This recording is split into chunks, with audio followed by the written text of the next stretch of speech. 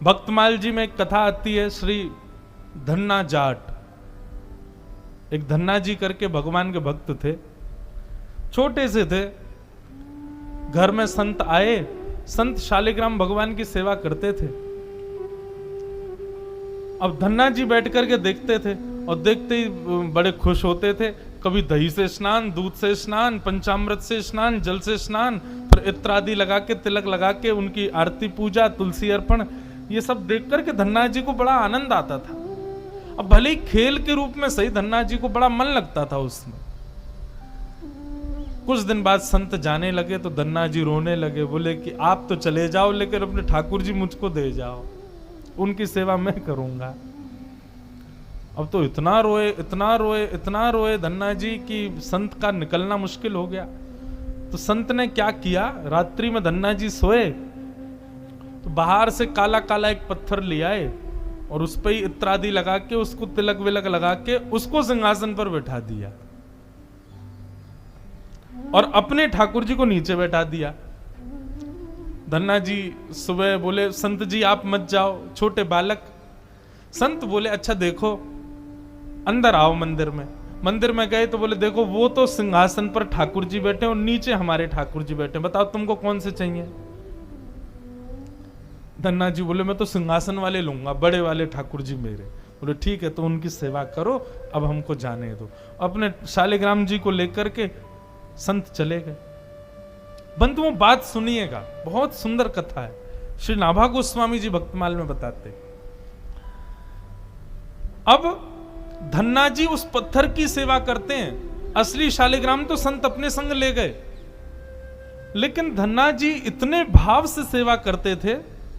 महाराज लाल तिलक लगाने के लिए मां ने रोली नहीं दिलाई तो ईंट ले आए, ईंट को घिस करके उसी से लाल लाल रोली बना दी, वही लगाते।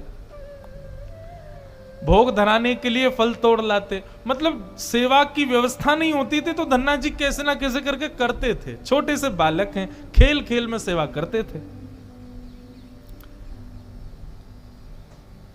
बीच में संत किसी और के घर में आए तो धन्ना जी वहां जाके अपनी सब सेवा बताते, मैं ऐसे ऐसे करता हूं। संत बोले, भोग नहीं लगाते अपने ठाकुर जी का।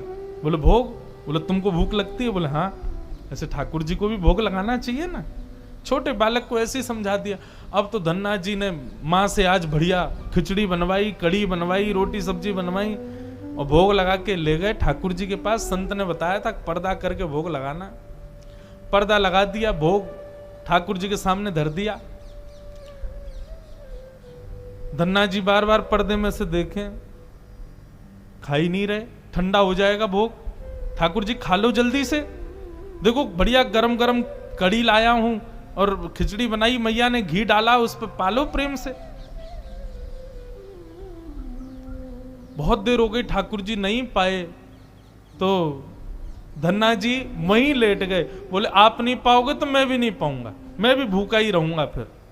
अब इतना सहज सरल प्रेम धन्ना जी का, भूखे प्यासे धन्ना जी पड़े हैं नीचे, छोटा सा बालक है, ठाकुर जी से देखा नहीं गया। इतने में ही महाराज लेट गए धन्ना जी, उनको चटकारों की आवाज आने लगी। चटकारे, जैसे कोई आदमी को ज्यादा स्वाद आए तो अपनी उंगलियां चाटता है ना, तो जब चट चट आवाज आती है चाटने पर, ऐसे चटकारों की आवाज आई। धन्ना जी बोले, ये चटकारे कहां से आ रहे हैं। जैसे ही पीछे देखा पर्दा खोल करके तो नन्हे से बाल गोपाल प्रकट हो गए हैं और धन्ना जी के सुंदर प्रसाद को स्वीकार कर रहे, पा रहे हैं। असली शालिग्राम नहीं थे धन्ना जी के, पत्थर की सेवा करते थे, लेकिन भाव और विश्वास इतना ठाकुर जी के प्रति, ठाकुर जी प्रकट हो गए। अब धन्ना जी थोड़े बड़े हो गए तो घर की गैयाएं चराने जाते थे और अपने ठाकुर जी को जेब में धर के ले जाते थे। और गैया जब चरती थी तो पेड़ के नीचे बैठ के ठाकुर जी को निकाल लेते और कहते, ठाकुर जी अब कोई ना आए, प्रकट है जाओ। सो ठाकुर जी प्रकट हो जाते, धन्ना जी के साथ खूब लीला करते। एक दिन ठाकुर जी ने धन्ना जी से कहा, आज गाय चराने नहीं जाओगे। बोले आज हमारी बुआ जी आई हैं, घर में बहुत सारे मेहमान आए, आज हम नहीं जाएंगे। तो ठाकुर जी बोले, एक काम कर, गैयान को गांव से बाहर ले जा और मोकू भी बाहर पधराया, तेरी जगह आज गैया मैं चराया आऊंगा।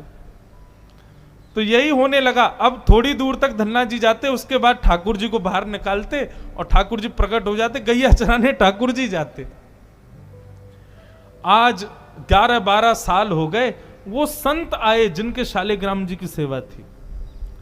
संत जैसे आए, धन्ना जी ने प्रणाम किया, जय हो मेरे गुरुदेव, गुरु जी के चरणों में प्रणाम। गुरु जी आपने ऐसे ठाकुर जी प्रदान किए, मेरा तो जीवन उत्सव हो गया। अच्छा, कहां है तुम्हारे ठाकुर जी, सेवा पूजा कैसी चल रही, अभी तक कर ही रहे हो? उनको लगी पत्थर है, बचपन में की होगी, अब तो बड़ा हो गया। कहां है तुम्हारे ठाकुर जी? बोले ठाकुर जी अभी नहीं है, ठाकुर जी तो गैया चराने गए। संत बोले मतलब? बोले हाँ, मैं कभी व्यस्त होता हूं तो मैं ठाकुर जी को गैयाओं के संग भेज देता हूं, ठाकुर जी गैया चराने जाते हैं। संत बोले पहले तो छोटा था, अब तो इतना बड़ा हो गया, ये अभी भी बचकानी बातें करता है। अरे लाला ऐसे मत बोला करो। वो नहीं नहीं, सच में ठाकुर जी गैया चराने गए। आपको विश्वास नहीं? शाम को चलो मेरे संग। शाम को संत को ले गया तो महाराज मार्ग से गाय आ रही हैं धन्ना जी की ओर, और धन्ना जी उछल रहे हैं, देखो देखो देखो ठाकुर जी गैया चरा के आ रहे हैं। संत बोले गैया तो दिख रही है, ठाकुर जी कहाँ हैं?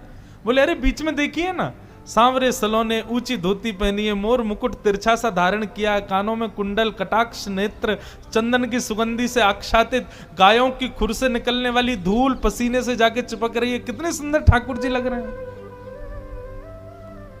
संत बोले ये सब बातें तुमको कैसे पता? ये भागवत के श्लोक का वर्णन है। वरहा पीड़म नटवर बपुहु कर्णयो कर्णकारम। धन्ना जो रूप तुम वर्णन कर रहे हो ये भागवत में वर्णित है, तुमने सुनी है क्या? बोले नहीं सुनी नहीं, मैं देख रहा हूं सामने। संत पहचान गए, बोले निश्चित धन्ना को ठाकुर जी दिख रहे हैं। संत के नेत्र सजल हो गए।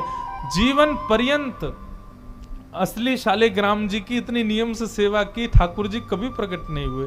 धन्य है धन्ना तेरी भक्ति, तेने सामान्य पत्थर की सेवा से ठाकुर जी को प्रकट कर दिया। ठाकुर जी के संग लीला कर रहा है।